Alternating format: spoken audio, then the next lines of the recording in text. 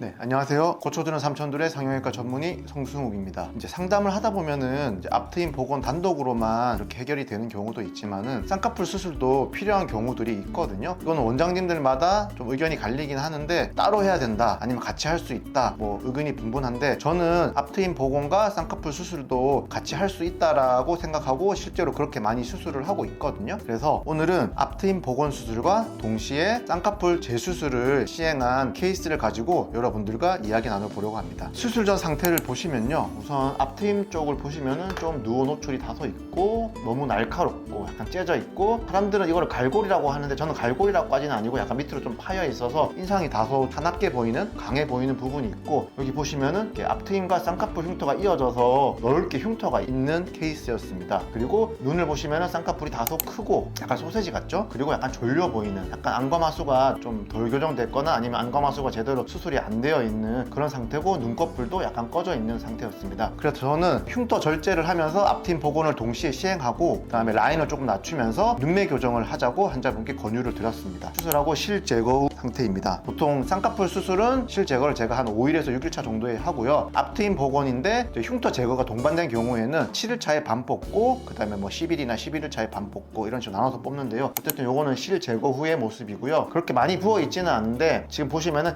약간의 토환이 있거든요. 아무래도 라인 낮추기를 하면서 흉터도 자르고 붓기도 다소 있다 보니까 약간의 토환이 있는 모습을 보실 수 있지만, 눈을 떴을 때는 전체적으로 누호가 많이 보이던 부분들도 개선이 되고, 날카롭게 뾰족하게 이렇게 밑으로 박혀 있던 부분도 개선이 된 모습을 보실 수가 있습니다. 쌍꺼풀 라인도 뭐 다소 붓기가 있지만은 전보다 좀 더 눈동자가 보이고 또렷해졌다고 해야 되나요? 뭐 그런 느낌을 보실 수가 있을 겁니다. 그리고 요거는 한 달째 사진입니다. 조금 잠붓기가 아직 남아 있긴 한데요. 그리고 흉터도 좀 보이는데 이전에 페인흉은 많이 사라진 상태고, 이분이 약간 다소 피부가 검으신 편이었거든요. 그래서 흰흉이 보이기는 하는데요. 나중에 최종 사진을 보시면 되게 많이 좋아지신 걸 보실 수 있거든요. 토환도 아직까지는 약간 남아있는 상태입니다. 그리고 요거는 3개월 차 사진입니다. 눈동자도 좀 더 뜨고 라인도 좀 더 작아졌고 붓기도 많이 빠지고 이제 토환도 이제 거의 없어졌죠. 이제 이분은 아무래도 흉터도 넓고 이제 쌍꺼풀 수술과 앞트임 복원을 동시에 했기 때문에 재생주사도 제가 좀 여러 번 놓고, 사실 재생주사가 많이 환자분들이 아파하시는데 결국 맞으면은 아프지만은 최종적 결과에는 도움이 되니까 저한테 수술 받고 관리 받으러 오시는 분들은 치료 시기에 맞춰서 재생 관리를 받으시면 좋을 것 같고요. 이게 3개월 차고 이게 7개월 차입니다. 거의 뭐 흉터가 조금 보이긴 하는데 앞서 1개월 차에 비하면은 거의 흉터도 거의 안 보이고, 복원도 안정적으로 벌어짐 없이 잘 유지가 되고 있고, 쌍꺼풀도 좀 더 전보다는 자연스럽게 되었거든요. 토환도 거의 없고요. 쌍꺼풀 흉터도 뭐 이 정도면은 나쁘지 않다고 생각합니다. 그래서 수술 전, 그 다음에 7개월 차 사진을 보시면은 좀 졸려 보이던 것들이 좀 덜 졸려 보이고, 쌍꺼풀도 좀 크고 여러분들이 흔히 말하는 소세지 같은 느낌이 좀 덜하고 자연스러워졌고, 앞에도 다소 너무 뾰족하고 몰려 보여서 인상이 강했던 부분이 좀 자연스럽게 라인이 감기면서 훨씬 부드러운 그리고 자연스러운 모습을 보실 수가 있습니다. 그리고 페인 흉터는 거의 뭐 사라진 것 같네요. 그래서 전후를 비교해 보시면은 벌어짐도 특별히 없었고, 쌍꺼풀 라인도 좀 적당히 낮아졌고, 그 다음에 안검하수도 어느 정도 개선이 됐고, 흉터도 많이 개선된 모습을 보실 수가 있습니다. 그래서 제가 봤을 때는 굉장히 잘된 케이스로 기억을 하고 있고, 사실 이분도 다른 병원에서는 안 된다고 해서 이제 저희 병원에 오신 거거든요. 이제 몇 군데 가셨는데 거기서는 일단은 복원도 안 된다, 흉터가 너무 심하다, 쌍꺼풀 수술과 동시에 하는 거는 아예 안 된다. 근데 이제 저는